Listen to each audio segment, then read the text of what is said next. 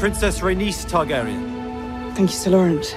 Episode 9 and 10 I've always considered sister episodes, in that episode 9 is primarily Alicent's story and episode 10 is primarily Rhaenyra's story. Viserys is dead.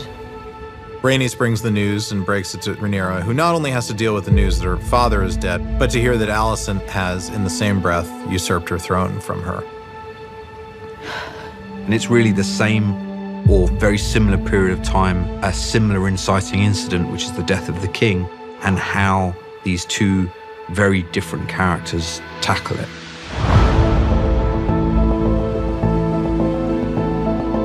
Just at the precipice of this moment where she might finally take her place in the thing that she has been trained to do all her life, it's taken from her seemingly without reason by her childhood friend, and I think that sends her into a chaotic spiral. And moreover, she's pregnant.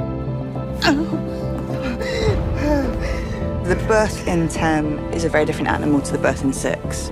Rhaenyra has waited a lifetime for a letter, essentially, a letter that says, your father has passed, and so now it's you.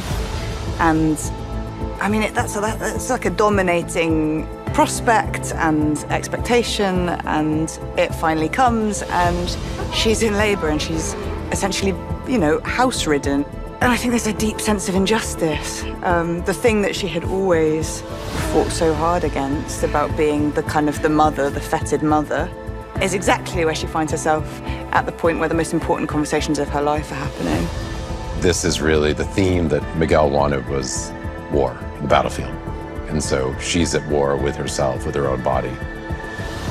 Whatever claim remains to me, you are now its heir. Naught is to be done but by my command. There's a lot of emotional complexity in terms of, you know, this war that's starting without her and that's tearing her apart, literally tearing her apart.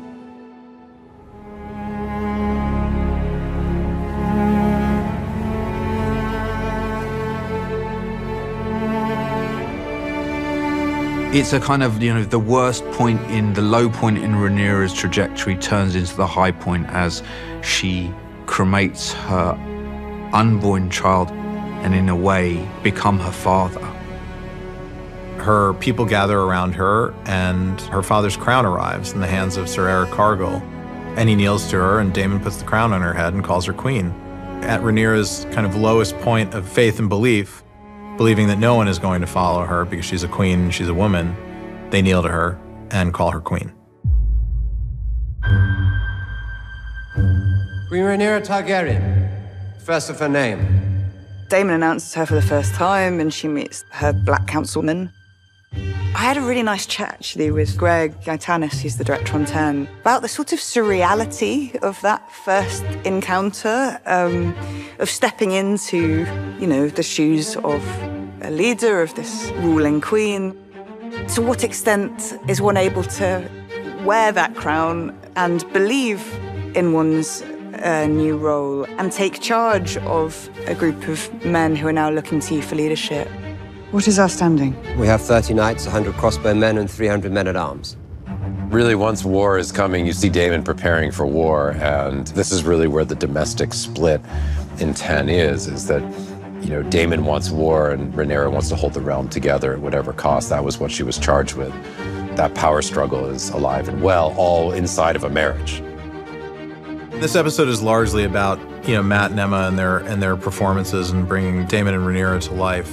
The crux of this argument here is the different way in which Daemon sees the world from other people in his family, and Rhaenyra is very much her father's daughter. She has a bit of the punk rock of Daemon Targaryen, but the way she approaches her duty as sovereign, I think, is much more in line with Viserys. Are you not angry? Well, I should declare war because I'm angry. No, because it's your duty as queen to crush rebellion. She makes the point that I don't want to rule over ash and bone. I don't think Daemon wants to put the whole realm to the torch either, but I think he's willing to suffer a good bit of bloodshed to see the Hightowers line probably ended and them removed from power. I had no other place to turn. I'd lost everything. We lost Corlys. We. When he wakes up in Dragonstone, he's surprised because he's alive. And then, of course, the woman he loves is there next to him, and he's like, I can't believe I put you through all this nonsense. My stupid ambition, which my brother also had, and that's why he's dead, and that's why we've lost our children. Well, I'm done. You were right. It's taken me all of this time and all these deaths to realize it, but yeah, it's not that important. And then she surprises him. That girl destroys everything she touches. That girl is holding the realm together at present. Every man standing round the painted table urges her to plunge the realm into war. Rhaenyra is the only one who's demonstrated restraint. She treads a very ambiguous pathway about whose team she's on. I think having suspected and hated Rhaenyra, she felt she had been responsible for her son's death. In the journey through episodes 9 and 10, she actually starts to see her as a person. Her allegiance, her heart shifts, so that by the end of episode 10, she steps in and she makes a decision to stand up and announce that she will go and get involved in the fight. I should take Naelys and patrol the gullet myself.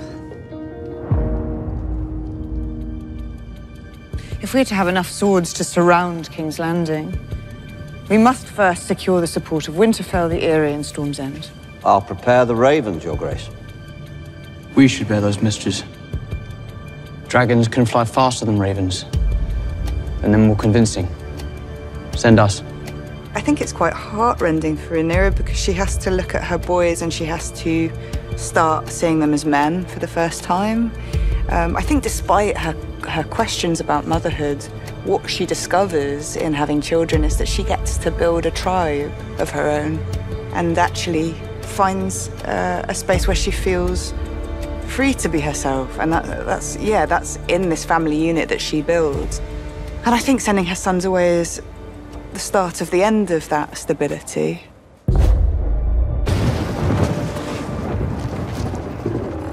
When Luke shows up, he's surprised to find Vhagar parked there in the courtyard, but he's been sent in peace, and he's trusting in the respect of guest rights and all that, all the things that we learned go to hell in the world of Game of Thrones.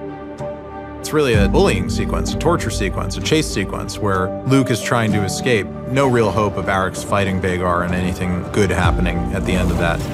But Luke relies on the speed of his dragon and the maneuverability to try to escape, and just when it seems like he has, Vhagar is there waiting for him.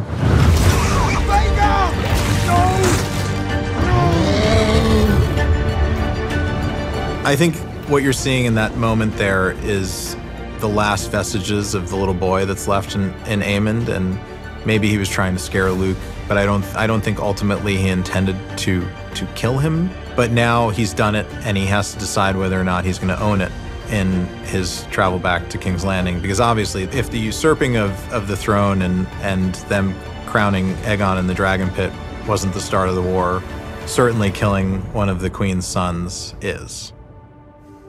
I think anyone who is wronged like Aemond was and has his eye taken out, you're gonna feel some sort of hatred, whether it's subconsciously or consciously, towards the person who did it. But what Aemond ends up doing in the skies above Storm's End ultimately starts the domino effect of the Dance of the Dragons. What I think is really affecting about it, within a series that, you know, there's a lot of loss, there's a lot of death, there is lots of pain of different sorts, and yet somehow I think this moves the goalposts for suffering. Once you've lost both your parents and you've lost a lover, maybe you think you know grief. And then I think what's so awful is that losing Luke tells her she knows nothing about grief and completely changes her outlook on the world going forward.